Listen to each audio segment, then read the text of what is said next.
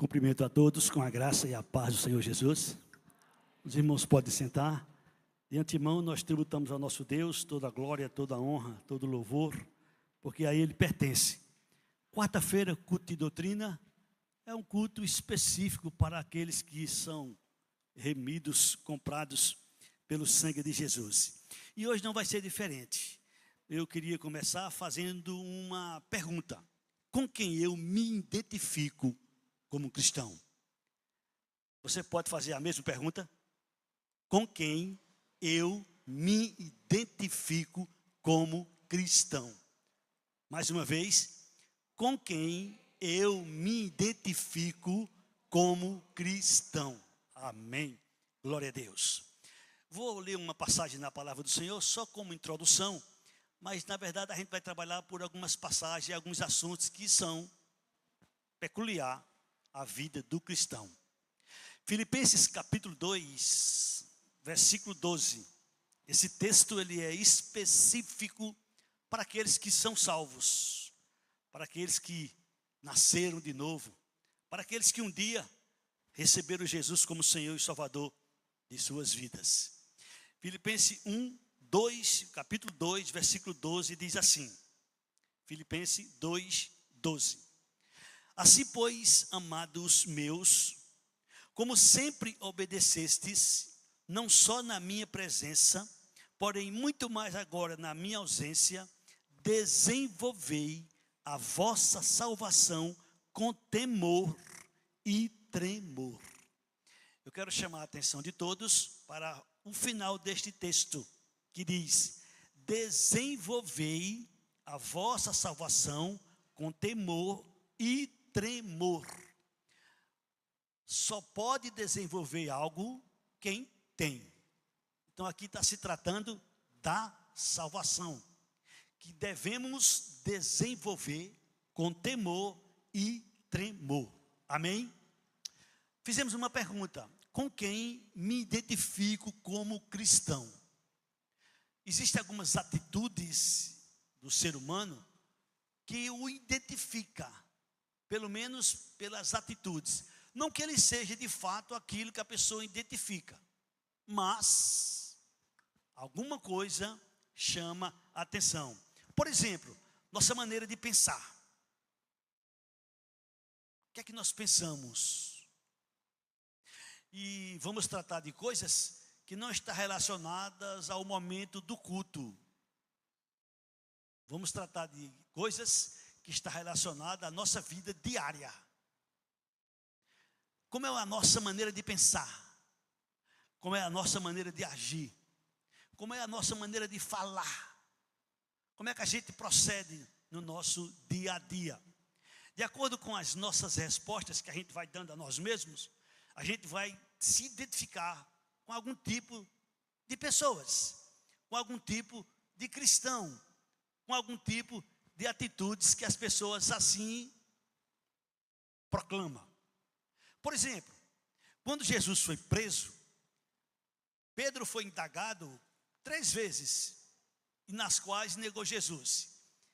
E uma delas, alguém lhe disse: você é um deles, porque a sua maneira de falar denuncia.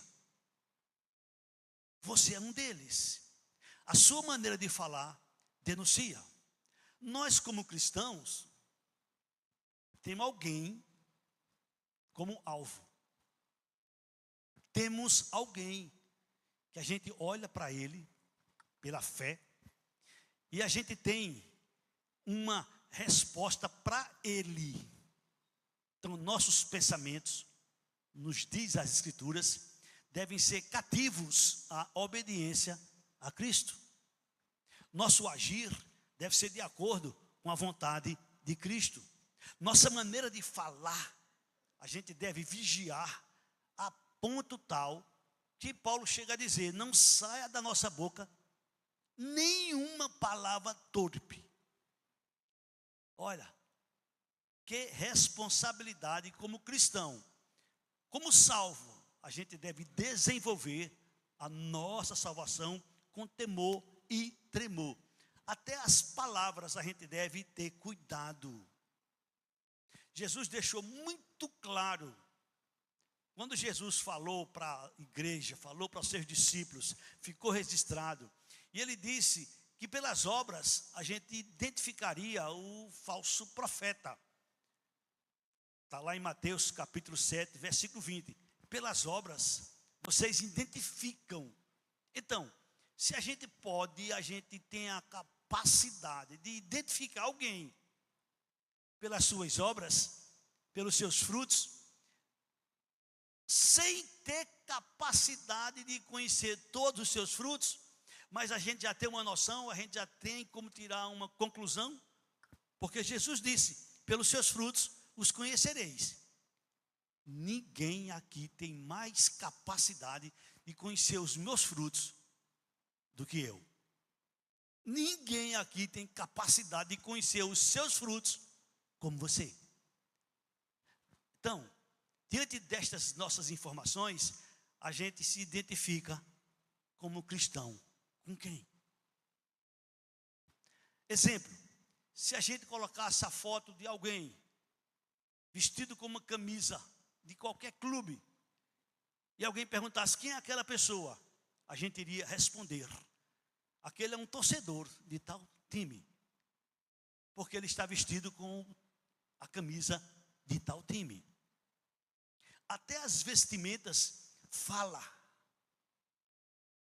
Até as vestimentas falam. Pergunto, com quem eu me identifico? Com quem você se identifica? Existem alguns crentes, e eu espero que não seja nenhum aqui nessa noite, que promete, mas não cumpre. Promete, mas não cumpre.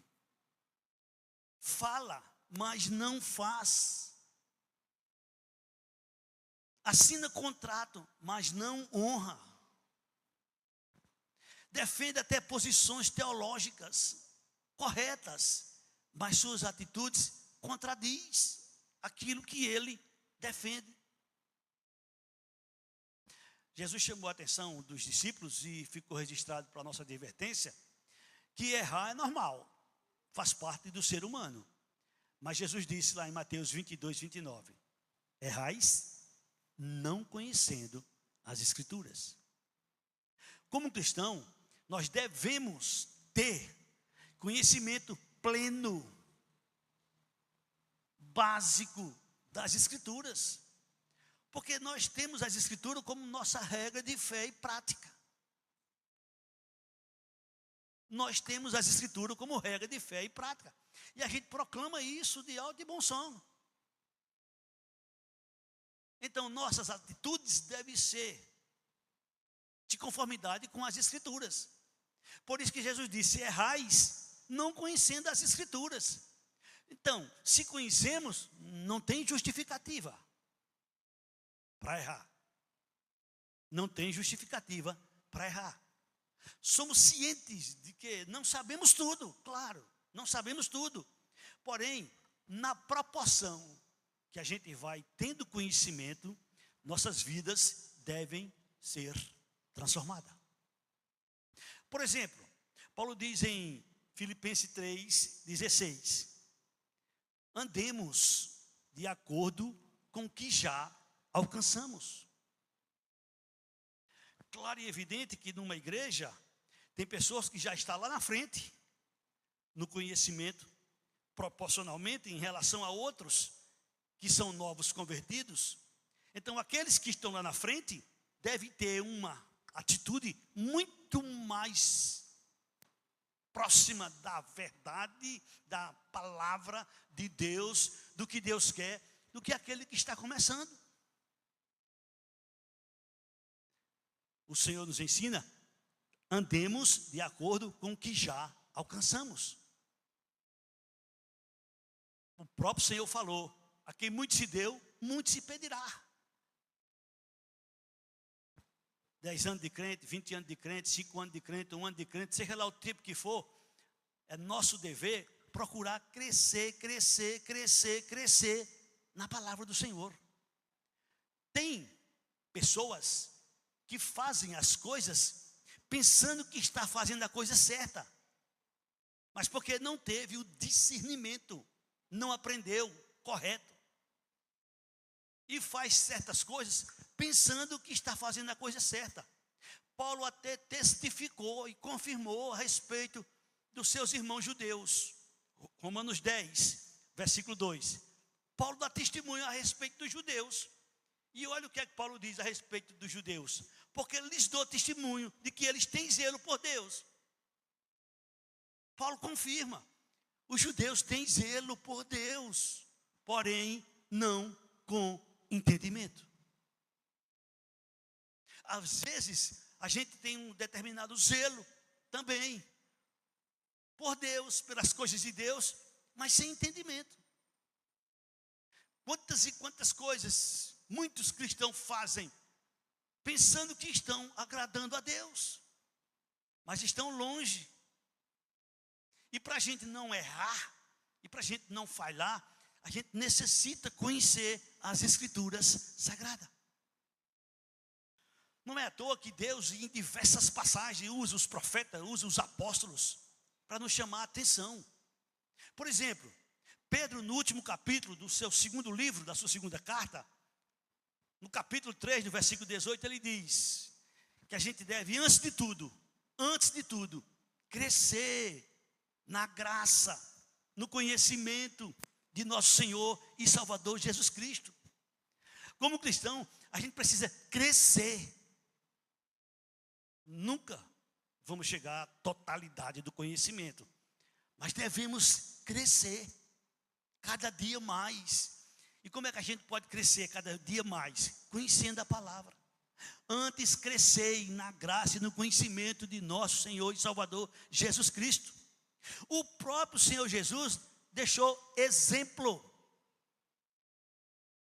Olha o que é que diz Lucas capítulo 2, versículo 52. Jesus crescia em conhecimento e graça diante dos homens e diante de Deus. Ficou registrado. E crescia Jesus em sabedoria, estatura e graça diante de Deus e diante dos homens. Se Jesus passou por um processo de crescimento, nós muito mais. Nunca devemos estar satisfeitos. Cheguei onde deveria chegar. Não, sempre tem mais. A Bíblia é uma fonte inesgotável. E quanto mais a gente vai buscar, mais a gente encontra. E quanto mais a gente se dedica, mais a gente cresce. E é esse o desejo de Deus para conosco. A gente deve estar preparado para qualquer circunstância, para qualquer situação, para qualquer resposta. 1 Pedro 3,15. Pedro diz, e Pedro fala para a igreja, olha que coisa interessante: antes santificai a Cristo como Senhor em vosso coração, estando sempre preparados para responder a todo aquele que vos pedir razão da esperança que há em vós.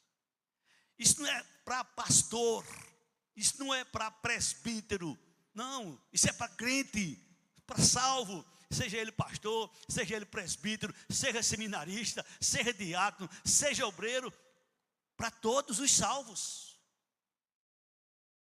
Com quem eu me identifico. Como um cristão, como salvo, é um processo que vem de Deus. A pessoa nasce de novo, e quando se nasce de novo, é como se fosse um bebê. Mamãe, papai, sabe o processo que é um bebê, uma criança. Sabe o cuidado que se deve ter com uma criança, um recém-nascido. Mesma coisa, somos nós. A gente nasce de novo e precisa crescer. Olha o que é que Pedro diz, 1 Pedro. Precisamos crescer, existe a necessidade de crescer. Por quê? Porque se a gente não crescer, a gente está sujeito a ser engolido, devorado pelas seitas. Eu vou dizer para vocês, sem medo de errar, a maioria das pessoas que fazem parte das seitas, elas saíram de grupos evangélicos. Quando a pessoa aceita Jesus como Senhor, como Salvador, ela se torna frágil, espiritualmente falando, porque ela não tem conhecimento, e ela está com a mente aberta para receber qualquer palavra. E chega alguém e coloca na mente dela ensinamentos errados, e ela vai ser engolida, se ela não crescer de maneira sadia. Olha o que é que Pedro diz, 2 Pedro, capítulo 2, versículo 1 a 4. 2 Pedro, capítulo 2, versículo de 1 a 4. Preste bastante atenção ao que diz a palavra do Senhor. Assim como no meio do povo surgiram falsos profetas, assim também haverá entre vós falsos mestres. No meio do povo surgiram falsos profetas. No nosso meio vão surgir falsos mestres, os quais introduzirão dissimuladamente, de uma maneira muito sutil, eles vão introduzir heresias destruidoras, até o ponto de renegarem o soberano Senhor, que os resgatou, trazendo sobre si mesmos, repetindo destruição. Versículo 2. E muitos cristãos seguirão as suas práticas libertinas. E muitos seguirão as suas práticas libertinas. E por causa deles será infamado o caminho da verdade. Versículo 3. Também movidos por avareza farão comércio do povo de Deus. É só abrir a mente um pouquinho, é só conhecer um pouquinho das Escrituras, que a pessoa já começa a identificar as coisas que são ensinadas por meio dos falsos mestres. Também movidos por avareza farão comércio de vós, com palavras fictícias. Para eles o juízo lavrado a longo tempo não tarda, e a sua destruição não dorme. A igreja, nós precisamos crescer. Crescer. É como diz Pedro em 1 Pedro 2. Despojando-vos, portanto, de toda maldade, dolo, de hipocrisia, de inveja e toda sorte de maledicência, desejai ardentemente, como crianças recém-nascidas, o genuíno leite espiritual, para que por ele vos seja dado crescimento para a salvação.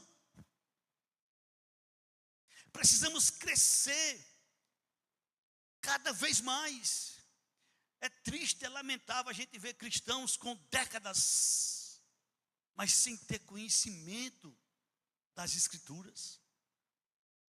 Já era para dominar, era para ser senhor do saber, era para ter um domínio das Escrituras, para a glória, para o louvor do nosso Deus. Ele, com sabedoria, ele fez tudo. Ele deixou tudo pronto, deixou tudo preparado. A igreja não ficou assim jogada, sem ter uma orientação, sem ter uma direção. Não. Deus fez por onde as coisas ficassem todas no seu devido lugar. Olha o que é que está escrito. Efésios capítulo 4, versículo 10 até o 16. Quando Jesus subiu, ele deixou escrito: aquele que desceu é também o mesmo que subiu acima de todos os céus, para encher todas as coisas. Versículo 11. E ele mesmo concedeu uns para apóstolos, outros para profetas, outros para evangelistas, outros para pastores e mestres, para fazer o quê? Versículo seguinte: com vistas ao aperfeiçoamento dos santos, para o desempenho do seu serviço, para a edificação do corpo de Cristo. Versículo 13.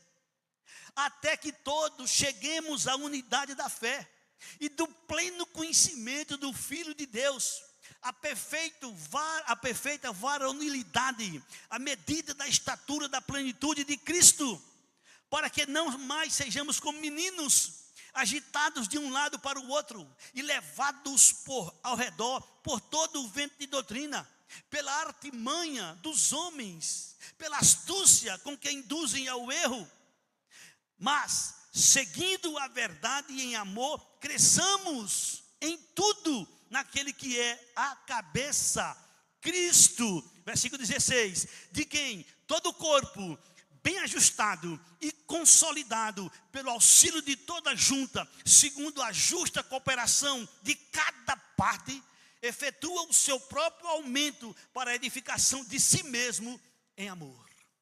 Jesus deixou tudo. A igreja não ficou ao léu. Não, Jesus deixou homens preparados para que a igreja crescesse, para que a gente desenvolvesse a salvação com temor e tremor. Nós temos uma joia de grande valor que não se pode calcular. A Bíblia Sagrada. Você tem ideia da noção do que é a Bíblia Sagrada? Mas para que você possa entender de uma maneira bem simples, tudo que seus olhos vê, tudo que seus olhos vê, tudo que existe de matéria aqui vai ser destruído. Vai passar os céus, a terra, o mar, mas a palavra do Senhor, a palavra do Senhor permanecerá para sempre. Irmãos, nós temos esta joia de grande valor que o Senhor deixou para a gente crescer. Não é para a gente carregar para vir para a igreja. E ultimamente alguns nem vêm mais para a igreja com a Bíblia, porque já põe na tela, para que levar a Bíblia? Já está no celular, para que levar a Bíblia? Que tempo nós dedicamos à palavra do Senhor? Que tempo nós separamos para ler as Escrituras Sagradas? Ou isso é obrigação de pastor, de presbítero, de diácono, de obreiro, de evangelista? Não. De seminarista? Não. Isso é um dever de todos. Quando Paulo pregava em Bereia, ficou registrado que os judeus que moravam em Bereia eram mais nobres do que os demais. Mas por que eram mais nobres? Porque eram ricos? Porque eram mais ricos? Porque possuíam muitos bens? Não. Eles eram considerados mais nobres porque eles examinavam o que Paulo pregava, se estava de conformidade, se estava de acordo com as Escrituras Sagradas. Jesus deixou a igreja preparada. Jesus deixou os meios para que a igreja não fosse enganada. Jesus deixou tudo que é necessário para que a gente não erre o caminho. Jesus deixou tudo revelado para que a gente não seja enganado. Mateus capítulo 24, versículo 11. Nós temos aqui, eu vou mencionar aqui algumas advertências do Senhor para conosco. Jesus fala a respeito dos últimos dias, ele diz: nos últimos dias vão se levantar muitos falsos profetas. Jesus deixou escrito para a igreja, não foi para o ímpio não. O ímpio não quer nem saber disso. O ímpio não está nem preocupado com isso. Essa é uma advertência para a igreja. Nos fins dos tempos se levantar-se-ão muitos falsos profetas. E, infelizmente, Jesus disse que enganarão a muitos. Infelizmente,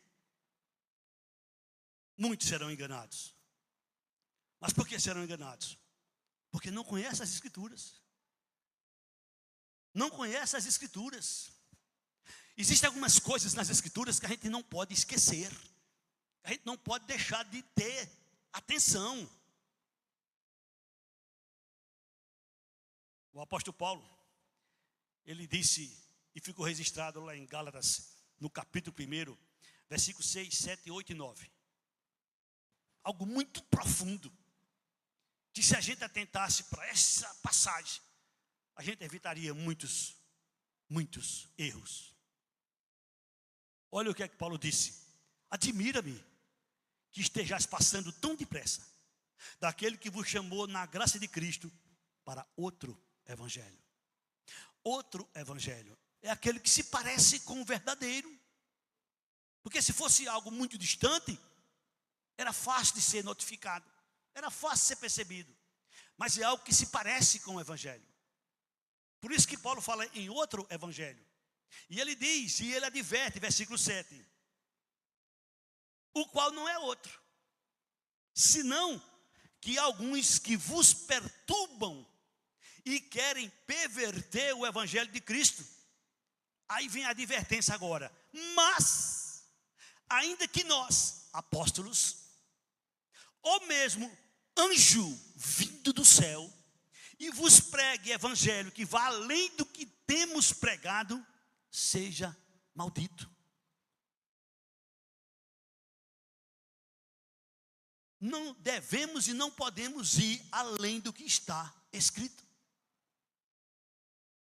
Não podemos e não devemos ir além do que está escrito. Versículo 8, versículo 9. Paulo continua. Assim como já dissemos e agora repito, se alguém vos pregar evangelho que vá além daquele que recebeste, seja anátema, seja maldito. Antigamente, antes de pintar a igreja, nós tínhamos ali um versículo. 1 Coríntios capítulo 4, versículo 6. Que o pregador, quando ele chegava aqui no púlpito, ele viu o versículo. E alguns dos que passaram por aqui, até testificaram. Epa, aqui a gente não pode pregar qualquer coisa, porque ali está a advertência. E a advertência que estava ali, nós vamos ler agora. Estas coisas, irmãos, apliquei-as figuradamente a mim mesmo e a Apolo, por vossa causa, para que por nosso exemplo aprendais isto. 2 pontos. Aprendeu o que, Paulo? Não ultrapassei o que está escrito. Não ultrapassei o que está escrito. É por isso que Paulo disse em certa ocasião, prega o quê? A palavra. Prega o quê? A palavra. Você, eu, qualquer outro que vem aqui pregar, vai pregar o quê? A palavra. Grandes advertências de Jesus. No final dos tempos, levantar-se-ão muitos falsos profetas e enganarão a muitos. Jesus usou o apóstolo Paulo para nos advertir com relação aos últimos dias, que você não tem dúvidas, nós estamos vivendo os últimos dias. 1 Timóteo capítulo 4, versículo 1, 2, 3, 4 e 5. Aviso sobre os últimos dias. Ora, o Espírito afirma expressamente. Ora, o Espírito afirma expressamente que nos últimos dias, alguns, infelizmente, alguns apostatarão da fé. Mas por que vão apostatar da fé? Porque alguns vão apostatar da fé por obedecerem a quem? A espíritos enganadores, a ensinos de demônios. Isso é muito sério, irmãos. Alguns apostatarão da fé por obedecerem a espíritos enganadores, a ensinos de demônios. Versículo 2. Pela hipocrisia dos homens que falam mentiras. Chega no púlpito mentindo, falando coisas que não é verdade, criando histórias, pela hipocrisia dos que falam mentira e que têm cauterizado a própria consciência. Fala tanta mentira que para ele é verdade. Versículo seguinte: que proíbe o casamento, que exige abstinência de alimentos que Deus criou para serem recebidos com ações de graças pelos fiéis e por quantos conhecem plenamente a verdade. Versículo 4. Pois tudo que Deus criou é bom, e recebido com ações de graça nada é recusável. Versículo 5. Porque pela palavra de Deus e pela oração é santificado. Amém? Mas está o aviso, está a advertência para a igreja, para não ser enganado, para não dar ouvido a espíritos enganadores, a ensinos de demônios. E o Senhor continua, através do mesmo apóstolo Paulo, 2 Timóteo, capítulo 3, versículo 1 até o 9, é uma leitura até um pouco extensa, mas é necessário a gente ouvir, marcar, conhecer. Sabe, porém, isto, nos últimos dias sobrevirão tempos difíceis. Nos últimos dias virão tempos difíceis. E aí ele vai relatar algumas coisas que irá acontecer nos últimos dias, ou que já estão acontecendo nos últimos dias.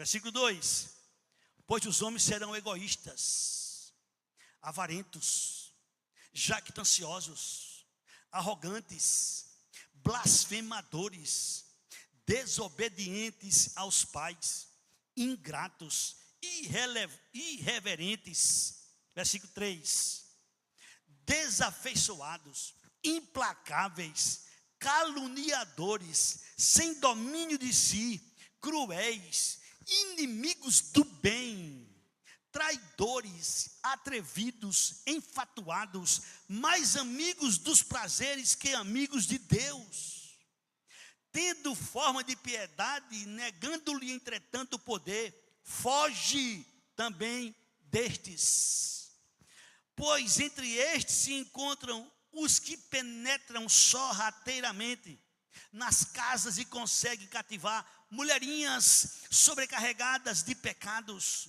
conduzidas de várias paixões, que aprendem sempre, jamais pode chegar ao conhecimento da verdade. Versículo 8: e do modo porque Janes e Jambres resistiram a Moisés, também estes resistem à verdade, homens de todo corrompidos na mente, reprobos quanto à fé. Versículo 9: eles todavia não irão avante, porque a sua insensatez será a todos evidente, como também aconteceu com a daqueles. Este é o quadro do tempo nos quais nós estamos vivendo. E se a gente não tiver cuidado, a gente é fisgado. Não é à toa que Jesus disse diversas vezes: vigiai e orai. Às vezes a gente ora, mas não vigia. As duas coisas estão agregadas. É como um pássaro com as duas asas. Se ele tiver somente com uma, ele não vai conseguir voar. Tem que ser as duas para ele voar. Precisamos orar, vigiar. Primeiro vigiar, depois orar. Jesus nos advertiu, a igreja precisa ter estas informações, porque tem muitos que não querem saber, até fazem parte de grupos religiosos semelhantes aos nossos, até fala de Jesus, até prega o evangelho, até fala do Espírito Santo, até fala de Deus, mas só fala um lado da asa, esquece do outro lado, não leva em conta o outro lado, até pensam, até acham que conhecem, porque domina parte daquilo que é do seu interesse.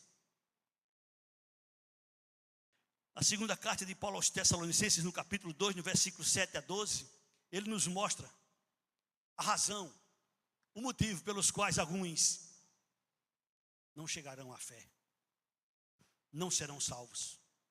Olha o que é que o Senhor nos revela. 2 Tessalonicenses, capítulo 2, versículo 7 até o versículo de número 12. Pondera o que acabo de dizer. É 2 Tessalonicenses.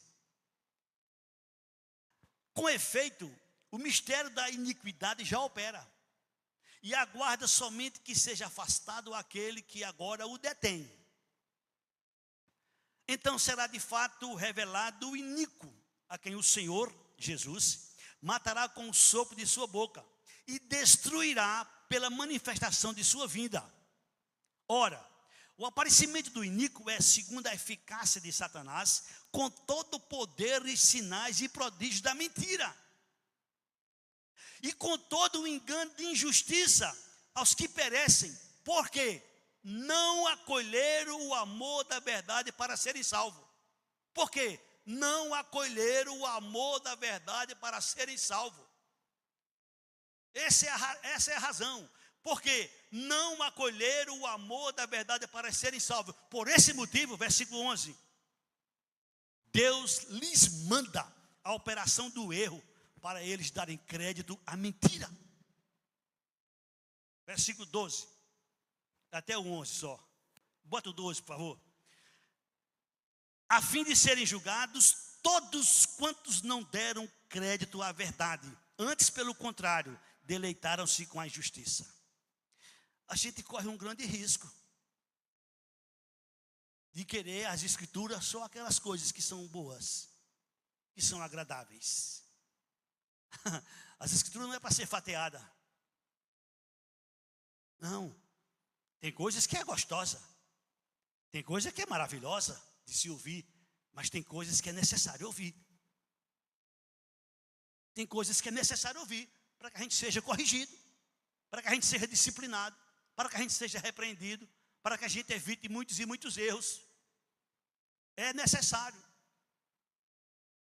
Não podemos esquecer o outro lado da história. Voltando à palavra, a pergunta do início, com quem eu me identifico? Com quem eu me identifico?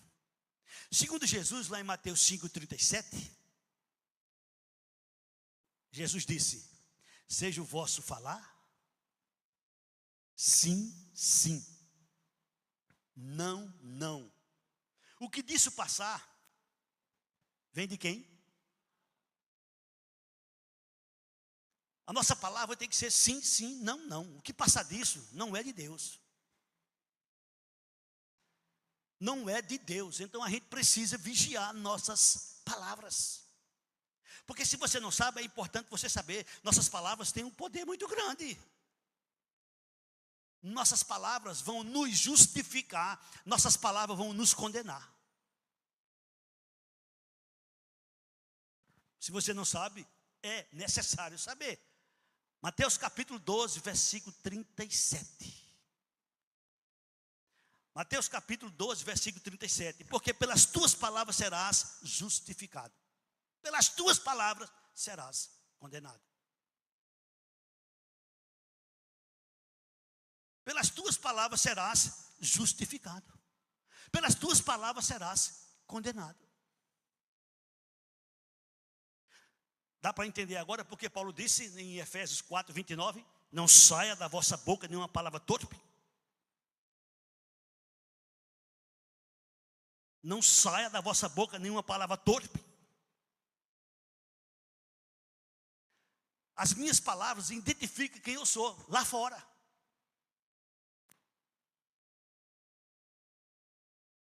As suas palavras identificam quem você é lá fora. O que você fala lá fora? Estou dizendo que você tem que ser correto 100%. Esse é o padrão de Deus. Mas a gente precisa ir sendo lapidado. Crescendo, crescendo, crescendo. Desenvolvendo a salvação com temor e tremor.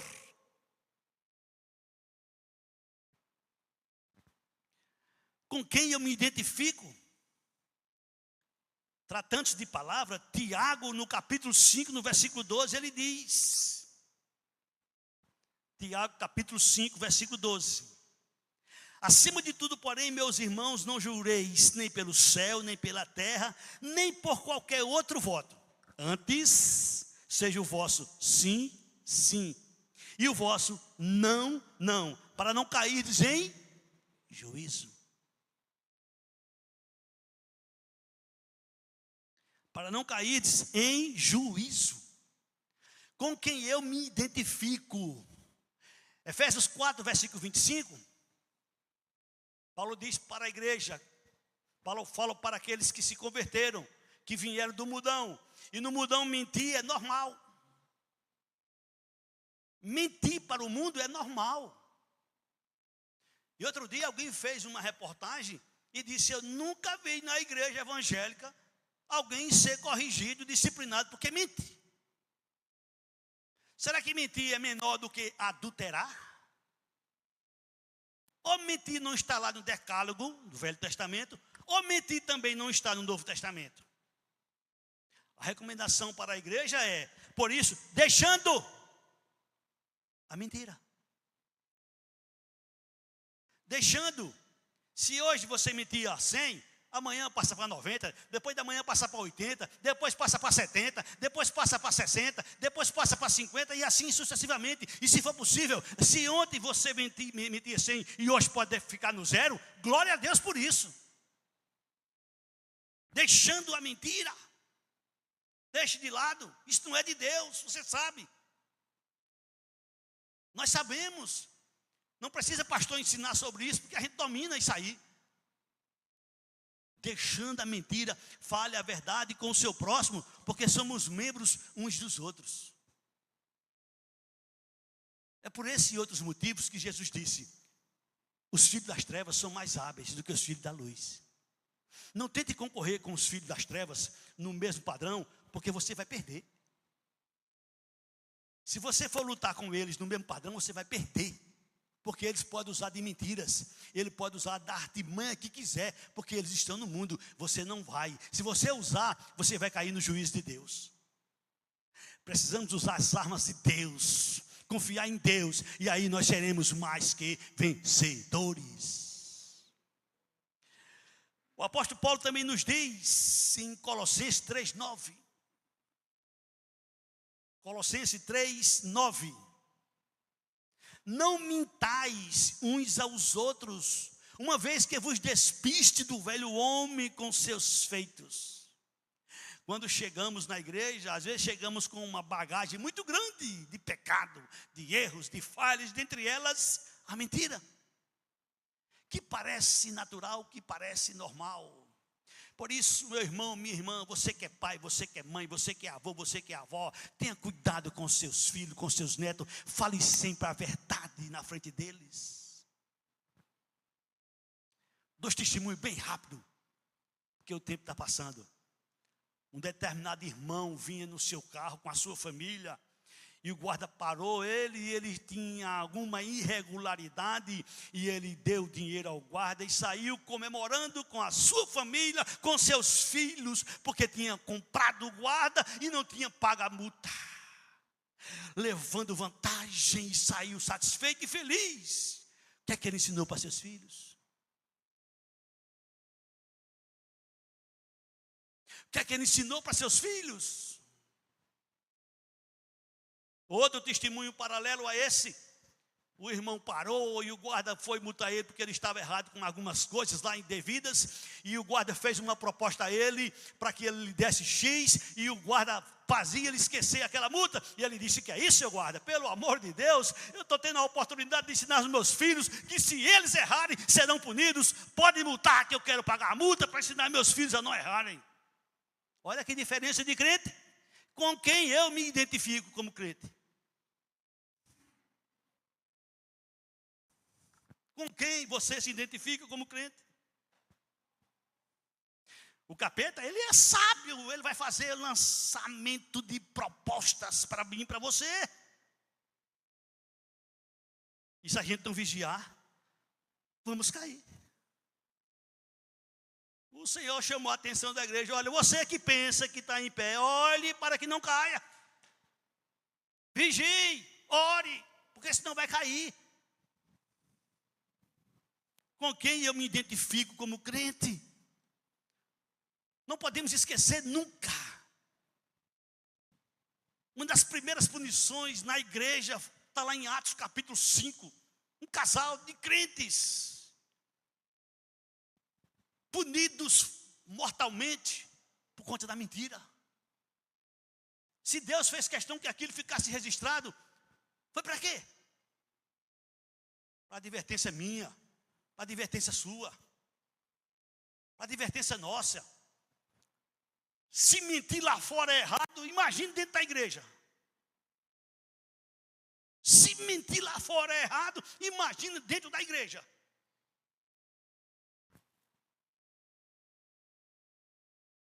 Outro dia, eu conheci uma história de alguém que foi confrontado, um cristão, e o pastor fez o seguinte: bota aqui sua mão em cima da Bíblia. O que você me disse, eu acredito. Bota aqui a sua mão em cima da Bíblia. É verdade o que você está dizendo? Não é a mim que você está mentindo. É a ele. Com quem eu me identifico como cristão. Com quem você se identifica como cristão. Estamos chegando ao fim porque o tempo está passando. No Velho Testamento, como no Novo Testamento, o Senhor nos orienta que a gente deve ter essa palavra: sim, sim, não, não. Que a gente deve ter cuidado com as nossas propostas. Que a gente não deve ser imprudente com as nossas palavras, com as nossas atitudes, com as nossas ações como cristão. Eu sei, tanto quanto você. Nem sei mais que você, nem você sabe mais do que eu. O que eu vou dizer agora, todos nós sabemos. O passado não muda. Até agora, não tem como mudar. Minha vida não tem como mudar, a sua vida não tem como mudar. Do passado. Mas daqui para frente, a minha pode mudar, a sua pode mudar. Tanto a minha quanto a sua pode mudar, para melhor ou para pior. O passado não muda. Agora o futuro ainda está intacto. A gente vai escrever nossa história. E se for o caso, porque eu não sei aqui a vida de ninguém, nem vim aqui para acusar ninguém. Quem sou eu? Para eu acusar você, eu tenho que tirar a trave que está no meu olho. Eu estou aqui tanto quanto você, na mesma situação. O único que tem poder e autoridade aqui de falar conosco é Deus, através da sua palavra, que ela fala para você e que fala também para mim. E fala para quem vem aqui. Você pensa que quem vem aqui não vem tremendo, não? Quem vem aqui primeiro já mastigou, já sabe o que vai dizer. Sabemos que o passado não muda, o passado não volta. Mas o passado nos ensina. Se tem necessidade de mudança na minha vida, se tem necessidade de mudança na sua vida, hoje é a hora. Hoje é o dia. Hoje é a ocasião em que você tem o direito de chegar diante de Deus. Senhor, Senhor, Senhor.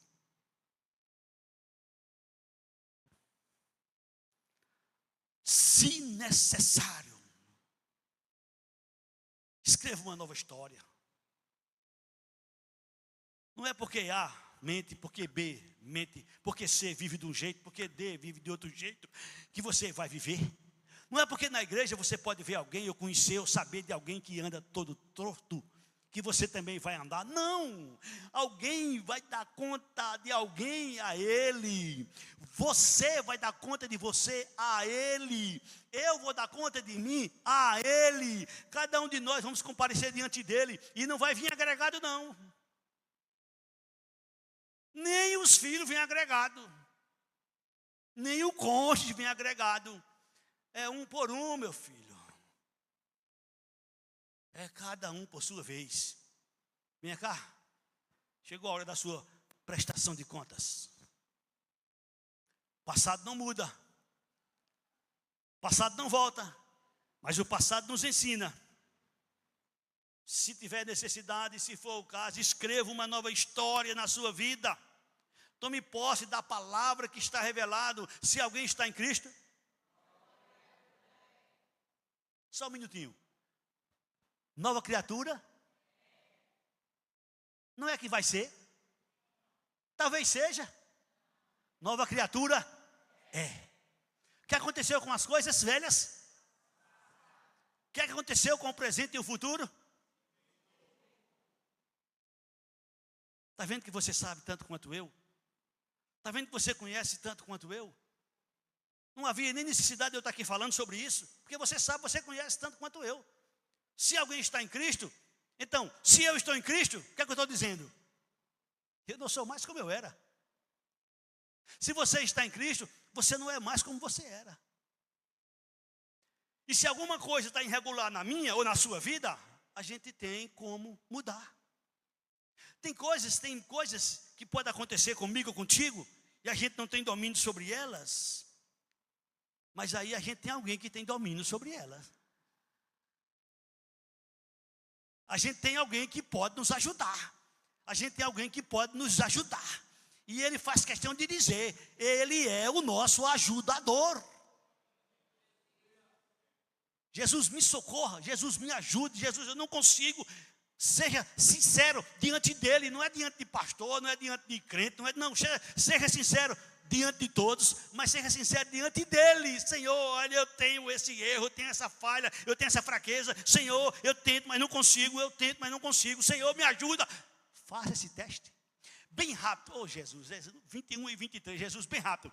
Uma irmã nossa na fé, que por sinal já dormiu no Senhor, ela se converteu, mas ela fumava.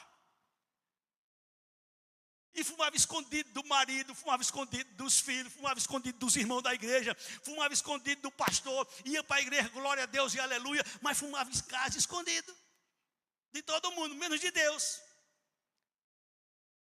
Quando um dia ela foi para dentro do banheiro, acendeu o cigarro e fumando escondido de todo mundo, e o cigarro fez alguma coisa com ela, e ela ficou sem fôlego e ficou desesperada, e morre, mas não morre, morre, mas não morre. E ela clamou a Jesus em espírito: Senhor, me socorra, que nunca mais eu fumo. Aí ela voltou, ficou normal. Glória a Deus, aleluia. Mas o capeta não dorme. Passou os dias, ela deixou de fumar. Recebeu uma visita, e a visita fumou na casa dela, deixou uma, como é que chama? Uma bituca maior do que o cigarro. E foi-se embora. Satanás entrou na cabeça dela: eu vou fumar. Aí pegou a bituca e foi fumar. Quase que ela morre. Se tem alguma coisa na minha ou na sua vida, coloque dentro de Jesus e diga a ele: Senhor, se tu pode, olha o que eu estou dizendo aqui. Senhor, se tu pode, diga assim: Senhor, se tu pode. Se você tiver coragem de dizer a ele: Senhor, se tu pode, tira isso da minha vida. Senhor, se tu pode, arranca isso da minha vida. Faça esse teste com Jesus, para você ver o que vai acontecer com você. Um jovem, eu já contei aqui algumas vezes, era viciado em drogas. Ele se converteu. E quem já foi viciado, ou quem tem alguém viciado na sua casa, sabe o que é, sabe como é. E esse jovem, ele conta no seu testemunho, que muitas e muitas vezes, depois de crente, ele não dominava. E ele entrava na droga de novo, e ele pedia perdão, e ele suplicava, e ele implorava. E ele conta que muitas vezes, ele clamava ao Senhor, ele chorava, ele implorava. E ele diz que um dia ele estava dentro de um ônibus lotado de passageiro, e aquela vontade louca, e ele dentro do ônibus gritando: Jesus me ajuda, Jesus me socorre. Ninguém sabia por quê. Ele conta que às vezes na fila do banco vinha aquela vontade louca, e ele gritava: Jesus me ajuda, Jesus me socorre. E hoje ele conta esse testemunho liberto para o louvor e para a glória do Senhor Jesus, porque é dele a glória, é dele a honra, é dele o louvor. E para terminar, Jesus disse em João 15,5: sem mim nada podeis fazer. Com quem eu me identifico? Com quem você se identifica como crente? Se alguma coisa está longe, eu não sei da sua vida, nem você da minha, eu não sei da vida de ninguém aqui. Mas se alguma coisa não está ajustada, essa é a hora, meu irmão. Dobre seu joelho aqui na sua casa, no caminho, voltando para casa. Jesus, me ajuda, Senhor. Eu já tentei uma vez, já tentei duas, já tentei 10, já tentei 50. Mas se tu pode, olha que oração. Jesus, se tu pode, tira isso da minha vida. Faça esse desafio. E depois venha contar o testemunho. Amém? Com quem eu me identifico como cristão? Com quem você se identifica como cristão? Não esqueça, leve guardado na sua mente Filipenses 2,12, desenvolva a salvação com temor e tremor.